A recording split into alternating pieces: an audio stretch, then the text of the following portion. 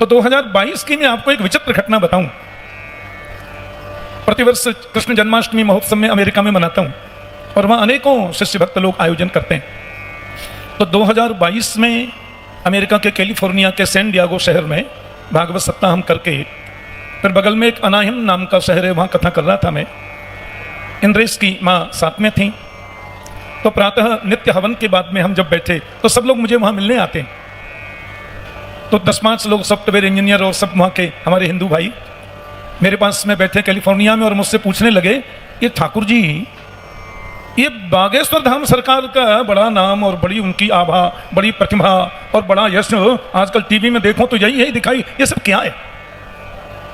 मैंने उनसे कहा, देखो, बागेश्वर धाम सरकार साक्षात मेरे हनुमान जी हैं और भगवान राघवेंद्र ने उनको समाज के कल्याण के लिए भेजा है और उनका जीवन उनके लिए नहीं। मैं वहां बता रहा था, मैंने कि कई दिन तक वो सोते नहीं है,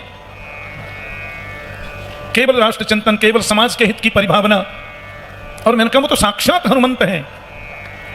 आप यकीन माने, इतनी वार्ता में कर रहा था और लोग बड़े भाव से सुन रहे थे, मेरे मोबाइल की घंटी बजी।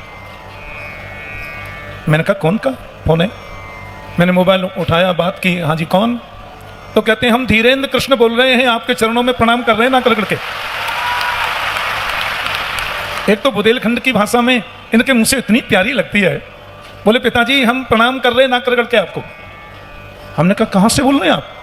बोले हम अभी ये 2022 में पहली बार लंदन आए थे, इधर इंग्लैंड में कथा चल रही थी, दरबार चल रहा था, तो हमने सोचा कि पूज्य श्री मुझे याद कर रहे हैं तो थोड़ा प्रणाम कर लें। मेरा मोबाइल स्पीकर पे था। जब इन्होंने कहा कि मैंने सोचा कि आप मुझे स्नेह से पिताजी कहते हैं, क्योंकि इंद्रेश के प्रति इनका बड़ा आत्मीय और दोनों की बड़ी मैत्री है।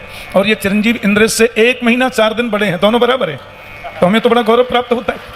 इन्होंने कहा कि मैंने सोचा कि पूज्य पिताश्री हमको याद कर रहे हैं तो थोड़ा प्रणाम कर लें।